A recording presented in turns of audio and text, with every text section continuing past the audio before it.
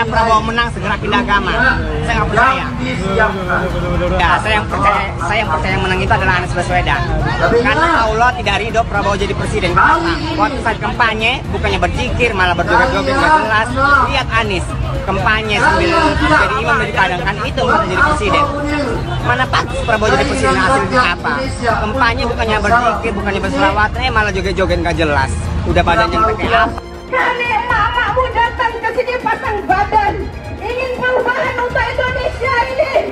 Kami pasang badan untuk meminta pertanggungjawaban kepada Bapak Presiden Republik Indonesia. Pak Jokowi, tolong sampaikan saya bicara dan akan rumput dari rakyat bawah. Anda telah mengajak-ajak demokrasi Indonesia ketika Anda menggolkan lewat MK anak Anda yang belum layak. Anak Anda si Gibran, Pak Jokowi, belum pantas untuk menjadi wakil presiden Republik Indonesia ini. Dia masih terlalu muda, belum punya pengalaman, belum punya keilmuan. Hai Bapak Jokowi, seharusnya Anda malu. Kenapa Anda sendiri gagal menjadi presiden Republik Indonesia? Hari ini kami mama, ekonomi susah, dan Anda juga bersama menteri-menteri Anda mempersilahkan banyaknya TKA Cina masuk Indonesia, sementara anak-anak kami banyak pengangguran. Sekali lagi, hari ini kami dari akar rumput akan teriak. Kami akan teriak, Bapak Jokowi, Anda sudah gagal menjadi Presiden Republik Indonesia. Selayaknya Anda mundur. Perbuatan merupakan perlakuan. Ya, dua kali 01 dan 03 mengakui keabsahan Gibran, yaitu waktu pemberian nomor malam mereka benar-benar ceria kan? Ya, ceria, dan ada Gibran di situ. Sama sekali tidak dikatakan tidak sah. Kalau Hotman di situ pasti Gibran tidak sah. Kemudian waktu debat nggak ada sama sekali. Sekarang kok KPU dipersalahkan, tidak memenuhi syarat. Jadi itu tidak benar-benar, saya sudah mengatakan itu permohonan yang super cengeng. Apa masih semangat mau berjuang? Apalagi yang mau diperjuangkan kalau udah dikalahin? Semangat sambil doa ya Allah Pak Wowo, aku udah tua ya, istirahat aja sambil udah gak pantas jadi wapres, bikin malu, kualitasnya kurang jauh. Doanya udah dikasih nih sama Anies semua, amin, amin ya Allah.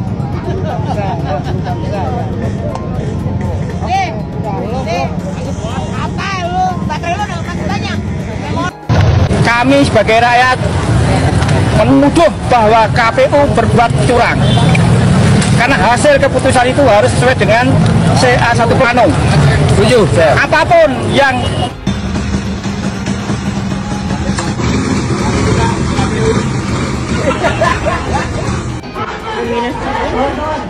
demonya dominasi bungkus. Lagi-lagi kan yang demo ngumpet-ngumpet makan, ngumpet-ngumpet batal puasanya kan, malah membatalkan puasa gara-gara demo. Saudara-saudaraku sekalian, saya masuk dalam tim hukum nasional Anies Baswedan.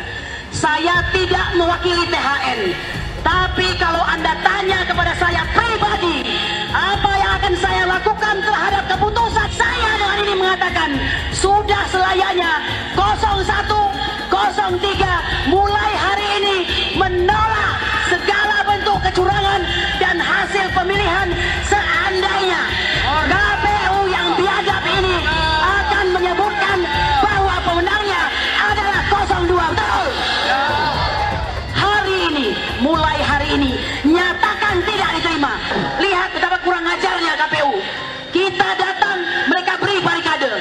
Inikah yang disebut dengan negara demokrasi? Dan kami ingatkan bahwa pada hari ini kami rakyat datang ke sini dari berbagai provinsi untuk menunjukkan kepada Bapak Jokowi bahwa kami tidak terima dengan pesta demokrasi hari ini yang ugal-ugalan. Dan kami meminta dan mengingatkan bahwa tugasnya kalian adalah melindungi, mengamankan semua aspirasi yang akan menyampaikan aspirasi di tempat ini. Jangan sekali-kali kalian gunakan alat-alat bersenjata itu untuk melukai para peserta aspirasi. Jika satu kata salah, tolong, bapak, di tempat ini, maka kami seluruh Indonesia akan berdoa untuk minta supaya Jokowi untuk tolak dan pimpinan aksi merapat di bawah. Kalau kayak gitu bisa saya tanya Bawaslu, tapi Bawaslu kan nggak ngomong apa-apa. Mas yang mulai ngomong, kalau mau ngomong harus siap. Apa laporannya, apa isinya. Kalau cuma ngomong ada laporan ke sana. Baik. Saya tanya sekali lagi ya Mas, kalau nggak saya minta dicabut pernyataan ini. Satu, peristiwa di TPS mana? Anda tahu nggak? Ingin sekali. Anda tahu nggak? Itu aja Mas, dijawab. Kami tahu nggak Mas? Itu aja, jangan kemana-mana. Sekali lagi saya memang tidak tahu. Ya sudah jawab. TPS mana tahu nggak? Tidak tahu saya. Oke, yang kedua, siapa nama anggota KPPS yang diindikasikan atau diduga disuap? Tahu nggak? Kami tidak tahu nggak? Orang tidak. Ya, sudah jawab itu aja. Yang ketiga, siapa yang diduga melakukan penyuapan? Tahu nggak? Tentu yang melaporkan lebih. Saya tanya Mas, Anda yang ngomong di sini. Yang ngomong di sini bukan orang itu loh. Yang ngomong di sini Anda harus mempertanggungjawabkan pernyataannya. Saya mau tanya yang ketiga, siapa yang diduga menyuap Mas? Mas, Taksi. Baik. Tahu nggak siapa yang menyuap? Terkait Mas, itu aja. Tahu atau tidak? Tidak, saya tidak tahu. Yang keempat, siapa partai yang digelembungkan? Kami tidak tahu.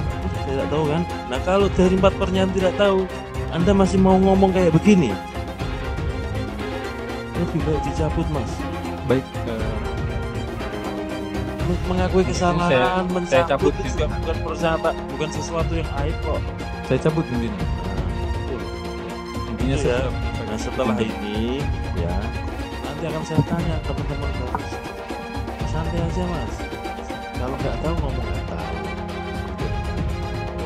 Mau kita ngomong nggak tahu juga nggak apa-apa. Kita gentleman aja lah. Kalau dia Ini pemilu yang paling brutal, pemilu yang tidak bisa dipertanggungjawabkan angka-angkanya. Karena itu, jangan bicara angka lagi, jangan bicara berapa yang kita dapatkan lagi. Yang kita harus lakukan adalah kita bubarkan pemilu ini. Kita minta diskualifikasi calon yang curang. Kita minta pemungutan suara ulang.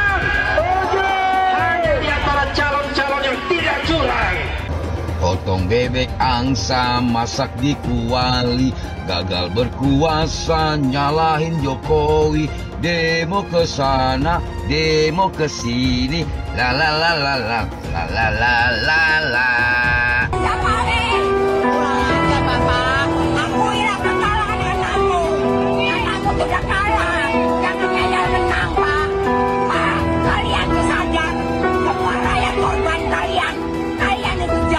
Jadi kita harus menurunkan Jokowi dengan antek-anteknya, dengan semua kebijakannya yang semua nggak benar, nggak bisa kita teruskan. Pemerintahan 10 tahun ini hancur, apalagi yang akan kita teruskan? Apakah utang yang semakin membengkak? Apakah arus TKA yang semakin besar? Nggak mungkin. Jadi Jokowi nggak bisa seenaknya memakai uang negara, termasuk dia menggunakan BUMN, mengerahkan kementerian-kementerian. Aja gile, kita tidak rela. Di mana kami sudah tidak nyaman hidup di Indonesia, dan kami yakin bahwa Indonesia saat ini tidak sedang dalam baik-baik saja. Mas Anies juga mungkin hari ini gagal, ya tapi menurut saya karir politiknya Mas Anies belum selesai. Mas Anies masih bisa mencoba menjadi calon gubernur sekali lagi. Mungkin kan Mas Anies nggak tahan lama-lama jadi oposisi kan. Mas Anies tidak cukup kuat untuk menjadi oposisi atau tidak cukup kuat lama-lama berada di luar pemerintahan. Ya jadi beliau bisa mencoba lagi untuk maju jadi calon gubernur DKI. Dan tahun 2029 nanti bisa mencoba peruntungan lagi menjadi calon presiden. Ada yang percaya hasil analis selama ini? Tidak percaya, 100% tidak percaya. Lawan. Harus lawan. Kita tertipu semua, tertipu. Setuju. Lawan semua, lawan aparat, lawan semua lembaga negara yang menunjuk kepada lawan yang pengkhianat. Tidak ada tempat satupun untuk bagi mereka yang melawan rakyat. Lawan tambah tolong dulu semuanya. Drama pemilu lawan. Ya. Merdeka harus merdeka. Seluruh rakyat harus bisa melawan. Dari Sabang sampai Merauke. Nah, syaratnya tidak mudah. Itu didakwa, di-impeach oleh sepertiga anggota DPR. Kalau sepertiga setuju tanda tangan, harus sidang dihadiri oleh 2/3. Kalau 2/3 setuju dari yang 2/3 itu, presiden bisa dinyatakan harus dimakzulkan tapi dibawa lagi ke MK. Rumit sekali. Rumit, dipersulit begitu. MK bilang iya, kembalikan DPR sidang lagi apa? Jadi enggak nih dimakzulkan. Kalau jadi bawa ke MPR. Forumnya 3/4. 3/4 anggota DPR harus disetujui oleh 2/3. Dan dalam situasi sekarang agaknya tidak mungkin menjatuhkan Pak Jokowi karena lebih dari separuh itu ada di koalisinya Pak Jokowi. Bagaimana mau mencapai 2/3 untuk hadir? Kalau mencari 1/3 untuk usul mungkin bisa. Tapi kalau sudah 2/3 nih sudah di Pak Jokowi nggak akan masuk ke pleno. Kita nyata-nyata dicurangin ya. Benar-benar udah, ya Allah, nggak ada hayanya, nggak ada malunya sama sekali. Ya Allah, saya cuma nurut bagaimana. Ayo kita berjuang bersama. Apa selanjutnya yang kita harus lakukan? Ya lawan dong. Turun. Ya itu yang penting. Karena bukan apa-apa. Indonesia perubahan, kita harus berubah semua. Capek ya. Kita harus dipimpin oleh pimpinan yang betul-betul beriman, yang cerdas. Itu kan. Kita nggak lama lagi mungkin umur kita sampai. Tapi yang kita pikirkan generasi kita, anak cucu cici kita. Bagaimana dia harus mengalami seperti ini? Ya Allah ya Rahim, mama udah pada teriak. Katanya semua pada mahal. Beras 20.000, ya kan? Masya Allah. Tapi insya Allah kita percaya kepada Allah. Mudah-mudahan rezeki pasti ada untuk kita semua. Amin ya Rabb. Yang penting takwa. Dan mudah-mudahan saya atas nama mungkin di antara artis-artis yang hadir juga, saya turut dengan Raja Dangdut. Ayo kita berjuang bersama. Kalau kemarin kita satu, sekarang kita berjuang demi untuk bangsa negara. Oke, Allahu Akbar. Allahu Akbar. Allahu Akbar. Kemarin ada yang pede banget nih. Siapa lagi kalau bukan pendukung Pak Profesor Abah Anies Baswedan. Katanya nih, mereka yang intelek alias berpendidikan tinggi pasti milih Pak Anies. Ternyata fakta berkata lain. Sakit banget emang. Yang berpendidikan tinggi justru ramai-ramai mencoblos Prabowo Gibran. Jadi mana nih tuduhan-tuduhan kemarin yang bilang pendukung Pak Prabowo kena tipu joget gemoy. Faktanya yang berpendidikan tinggi pilihannya Prabowo Gibran kok. Intinya gitu ya. Jangan-jangan omon-omon tapi bicara pakai data dan fakta. Udah gitu aja. Jujur, pecinta Bapak Anies Rashid Baswedan, otak kami cerdas. Hello, kami bukan orang bodoh. Kami nggak percaya kalau Pak Anies Rashid Baswedan itu kalah. 01 itu menang, 01 menang, di mana-mana itu menang, ya. Karena kami sekali lagi tekankan, wahai Bapak Jokowi, akuilah kesalahannya, akuilah kekalahannya, jangan dibalik. Katanya dapat bocoran nih. Udahlah, 01 akuin kesalahannya. Hello, nggak mungkin, mustahil. Mustahil kalau 01 kalah. Hakul yakin Allah punya kuasa. Pasti Bapak Anies jadi presiden. Amin. Amin. Presiden. Anies presiden. Ini kemenangan Prabowo Subianto dan Gibran. Jadi yang kalah nangis-nangis saja. Jangan pura-pura bahagia. Nangis saja. 1 silakan nangis. Lepaskan, keluarkan ya Mas Adi. Ketimbang jadi bisul, ketimbang jadi penakit, ya kan, pura-pura bahagia. Tumpahkan setumpah-tumpahnya.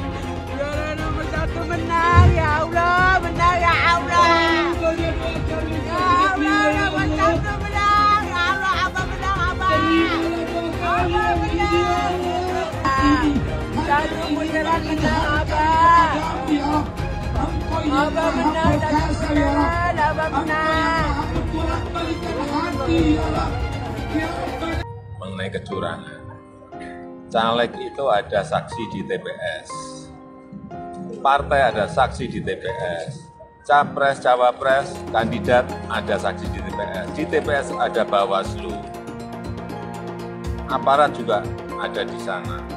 Terbuka untuk diambil gambarnya. Saya kira pengawasan yang berlapis-lapis seperti ini akan menghilangkan adanya kecurangan. Tapi kalau memang ada betul, ada mekanisme untuk ke Bawaslu, mekanisme nanti persidangan di MK sudah diatur semuanya. Jadi janganlah teriak-teriak curang. Ada bukti langsung bawa ke Bawaslu, ada bukti bawa ke MK. Saya diberi nilai 11 dari 100. Itu nilai luar biasa. Pertama kali dalam hidup saya terima nilai itu.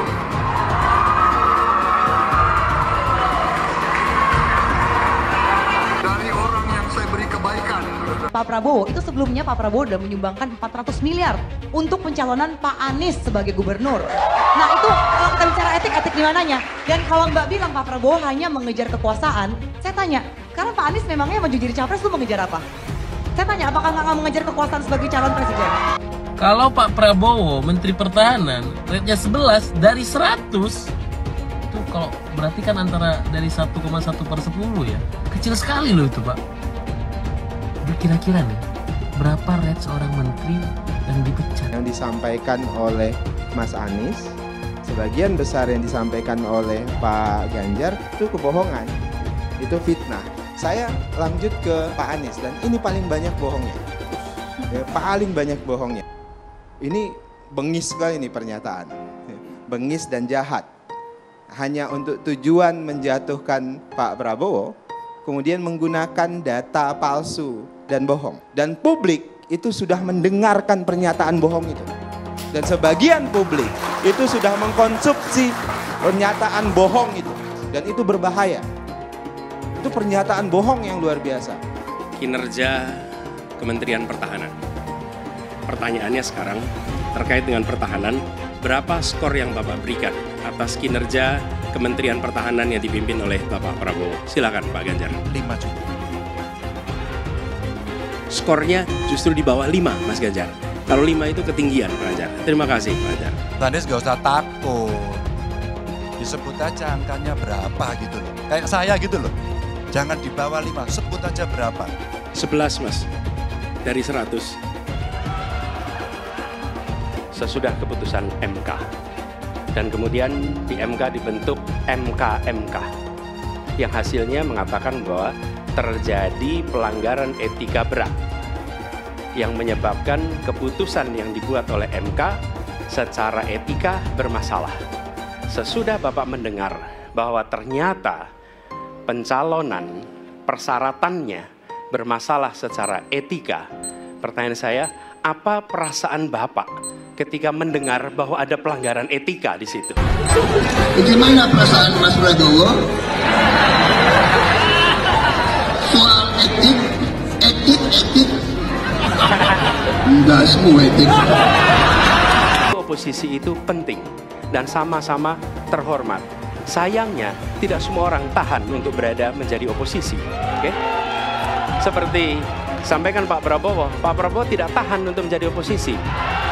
Apa yang terjadi? Beliau sendiri menyampaikan bahwa tidak berada dalam kekuasaan membuat tidak bisa berusaha. Karena itu harus berada dalam kekuasaan. Saya mensyukuri kenapa kalah, kenapa ditahan. Saya bersyukur atas itu semua. Saya coba bayangkan ya, kalau seandainya waktu itu kita menang gitu ya, hari ini belum tentu kita bisa nikmati seperti ini. Kita bersyukur 5 tahun Tuhan izinkan kasih ke orang yang pintar ngomong untuk kerja. Coba kalau kita bayangkan gitu ya, kalau kemarin saya masih jadi gubernur, ini saya udah turun ini. Tapi yang pintar ngomong itu dikira orang hebat kan? Ini lebih berbahaya tahun 2024. Langsung ketahuan karakternya. Langsung ketahuan itu. Di saya juga ada kutipan Pak di kamar saya Pak. Tulisannya, Jakarta telah mengambil keputusan yang fatal. Jangan hanya konsentrasi pada pembangunan benda-benda mati yang indah difoto dan bisa ditunjukkan dalam 5 tahun hasilnya. Kalau kita mau menilai sebuah janji, maka lihat janjinya, lalu lihat kenyataannya. Dulu janjinya apa ya? Dan ini aneh, betul-betul aneh. Ini bukan kampanye, tapi saya sampaikan sini. di satu sisi menyiapkan jalur-jalur air untuk dikirim ke laut, di sisi lain di lautnya dipasang dengan pulau reklamasi, tinggal tunggu waktu jadi rob, air balik. Dan ini melawan sunatullah. Kenapa? Air itu turun dari langit ke bumi, bukan ke laut. Harusnya dimasukkan ke dalam bumi, masukkan tanah. Di seluruh dunia air jatuh itu dimasukkan ke tanah, bukan dialirkan pakai gorong-gorong raksasa ke laut. Jakarta telah mengambil keputusan yang fatal. Bukan banjir, itu memang parkir air. Bukan banjir, itu memang parkir air. Masyarakat berkeliling dengan membawa toa untuk memberitahu semuanya, termasuk sirine. KAI-BON 82 miliar. Apa alat transportasi yang dimiliki oleh hampir setiap orang? Alat transportasi yang dimiliki semua orang adalah kaki. Kalau seandainya orang Jakarta percaya Pak Anies jadi gubernur pun, saya berani jamin kok dia akan lakukan normalisasi yang sama seperti saya lakukan kok. Gak usah bohong lah. Ketika air sampai di muara, maka siap untuk dipompa ke laut. Pancasila Soekarno, ketuhanan ada di pantai. Anak Tuhan dari mana? Kalau Yesus anak Tuhan, bidangnya siapa?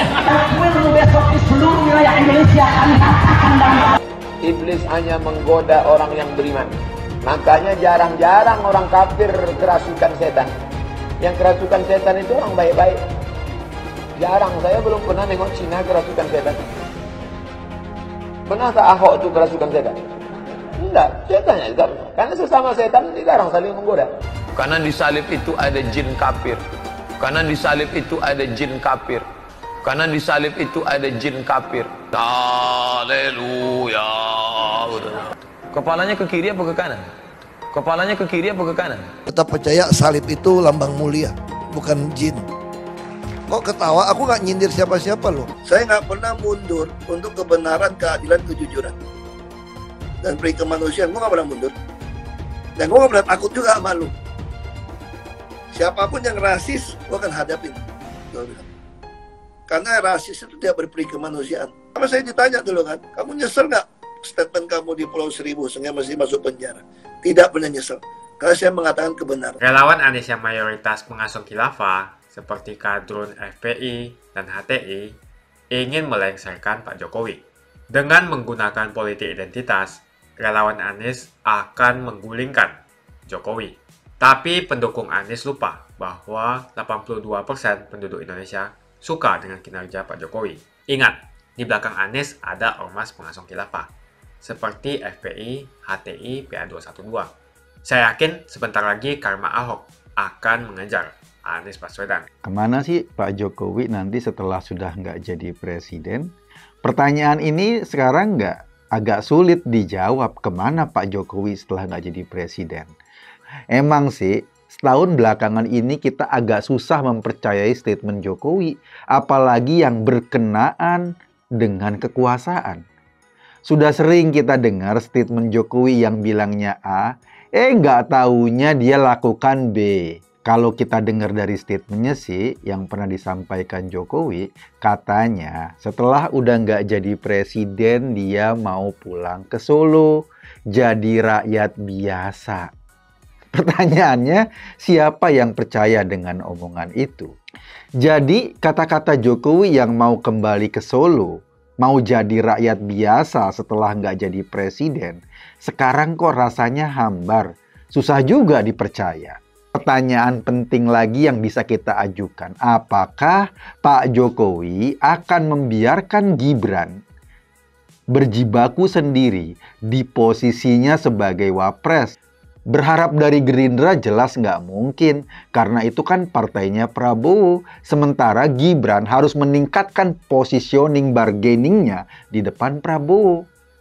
Mungkin aja nanti Gibran bakal di-ma'ruf aminkan oleh Prabowo. Artinya dia nggak dikasih akses apa-apa, nggak diberi peran yang signifikan. Karena memang secara konstitusi, fungsi dan kedudukan wapres memang cuma jadi ban serepnya presiden. Kalau itu yang terjadi, Gibran beneran di-ma'ruf aminkan, kan bakal runyam masa depan politik keluarga Jokowi. Apalagi berharap dari PDIP, kan nggak mungkin juga. Meskipun sampai sekarang nggak jelas apakah Jokowi dan Gibran sudah keluar dari PDIP atau masih kader. Nggak jelas sampai sekarang. Di Gerindra juga sudah berderet para politisi yang kayaknya udah nggak sabar deh mau ikutan menikmati kemenangan Prabowo. Maklum, udah berkali-kali nyapres, baru kali ini rasanya mungkin dia akan dinobatkan sebagai pemenang. Terus partai apa yang memungkinkan dimanfaatkan atau dijadikan kendaraan Jokowi untuk membackup Gibran? Atau barangkali Gibran sendiri ada di partai itu? Jawabannya mungkin Golkar. Karena itu sekarang ini udah rame kabar tentang suara-suara Jokowi dan Gibran untuk berlabuh ke Golkar. Katanya ada 2 kursi yang mungkin bisa ditempati Pak Jokowi. 1 ketua Dewan Penasehat, yang kedua ya langsung ketua umum. Tapi harus diingat, untuk kursi ketua umum, Pak JK Yusuf Kalla yang pernah menjadi ketua Golkar sudah wanti-wanti. Ingat ya, ADART Golkar itu mengatakan ketua umum hanya bisa ditempati oleh orang yang sudah 5 tahun menjadi kader Golkar dan ada dalam kepengurusan Golkar. Pertanyaannya, Pak Jokowi udah 5 tahun belum jadi kader Golkar? Nah, apakah Erlangga yang punya prestasi menaikkan suara partainya akan disorong lagi menjadi ketua umum? Iya, karena beberapa DPD sudah mencalonkan Erlangga. Kalau Erlangga sudah didorong lagi menjadi ketua umum, terus gimana dong posisinya Pak Jokowi yang kabarnya juga mau masuk Golkar? Pak Abu Rizal Bakri yang juga pernah jadi ketua Golkar menyarankan itu. Kalau Pak Jokowi ngotot mau jadi ketua Golkar, ya tinggal diubah ADART-nya. Siapa yang mengubah ADART? Keputusan Munas. Jadi di Munas itu diputuskan tok. Tidak harus 5 tahun. Nah, itu kalau Pak Jokowi mau duduk sebagai ketum Golkar. Selama ini kita tahu Pak Jokowi itu partainya PDIP. Belakangan ini saja dia galau. Mau ke partai yang mana? Kalau dia pingin berlabuh ke Golkar dan merebut kursi ketua umum, maka ada 2 kemungkinan. Dia itu mengubah ADART yang harus disepakati oleh semua peserta Munas. Jadi ADART berubah. Tidak lagi harus 5 tahun menjadi pengurus atau menjadi kader. Tetapi boleh 2 hari saja. Seperti Kaesang yang menjadi ketua umum PSI. Kan cukup 2 hari dapat kartu anggota lalu jadi ketua umum. Nah, apakah Golkar akan mengikuti PSI? Kita nggak tahu. Pertarungan memperebutkan Golkar ini akan jadi sangat menarik. Karena justru akhirnya pertarungan Golkar ini menjadi proksi atau konflik proksi gesekan yang sesungguhnya, yaitu gesekan faksi Jokowi dan gesekan faksi Prabowo di pemerintahan yang akan datang. Jika saja Jokowi berhasil mengambil alih Golkar, ia punya kendaraan yang pada akhirnya bisa membackup posisi Gibran. Tetapi jika dia gagal, kayaknya Jokowi harus belajar ikhlas, kembali ke Solo. Seperti yang disampaikan atau yang pernah disampaikan kepada masyarakat setelah ia nggak jadi presiden.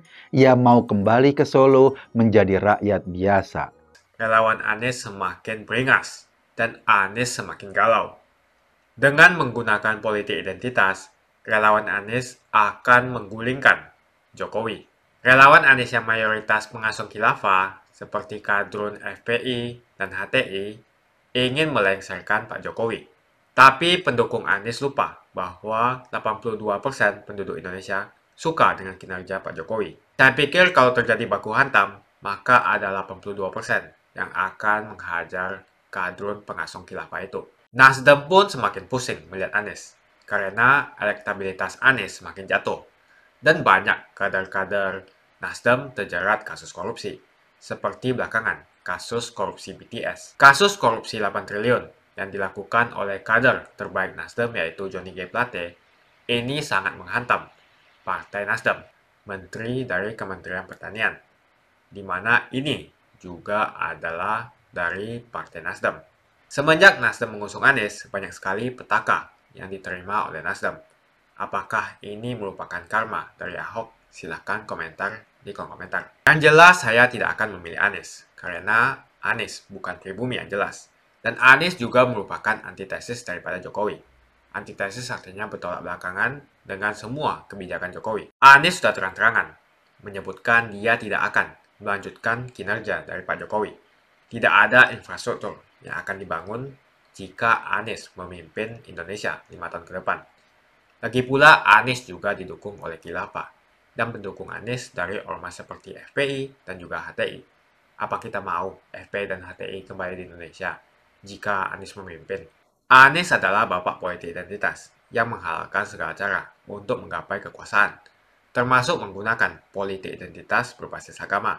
Kita lihat di kasus Ahok. Kita sudah bisa melihat kinerja Anies selama 5 tahun di Jakarta, dan ini merupakan rekam jejak Anies Baswedan. Tidak ada satupun janji yang dipenuhi, dan tidak ada kinerja yang bisa dibanggakan. Dari DP 0%, OKOC, kelebihan bayar, Formula E, banjir, sumur resapan, jalan rusak, dan gonta-ganti nama jalan. Jadi saya rasa tagline perubahan yang diusung Anies adalah tagline merubah kata korupsi menjadi kelebihan bayar, supaya semua koruptor tidak dijerat oleh pasal korupsi. Karena mereka semua hanya melakukan kelebihan bayar. Jadi perkataan Ahok sudah terbukti, dan Jakarta sudah menjadi korban. Jangan biarkan Indonesia menjadi korban kibulan Anies Baswedan. Suara minoritas jangan lagi merasa takut untuk memilih pemimpin yang membela hak minoritas. Karena Anies jelas hanya memanfaatkan suara minoritas untuk mendapatkan suara. Ingat, di belakang Anies ada ormas pengasong khilafah, seperti FPI, HTI, PA212. Saya yakin sebentar lagi karma Ahok akan mengejar Anies Baswedan. Begitu saja opini saya hari ini. Tuliskan opini kalian tentang Anies Baswedan di kolom komentar. Dan juga tuliskan pendapat kalian tentang people power oleh relawan Anies untuk melengsarkan Pak Jokowi. Tuliskan pendapat kalian. Jika kalian siap untuk melawan people power yang digaungkan oleh relawan Anies, ayo tuliskan lawan people power di kolom komentar. Pastikan Anda semua like video ini dan bagikan video ini ke teman dan family Anda supaya mereka semua mengetahui tentang informasi ini. Tekan tombol subscribe dan bunyikan lonceng notifikasi supaya kamu tidak ketinggalan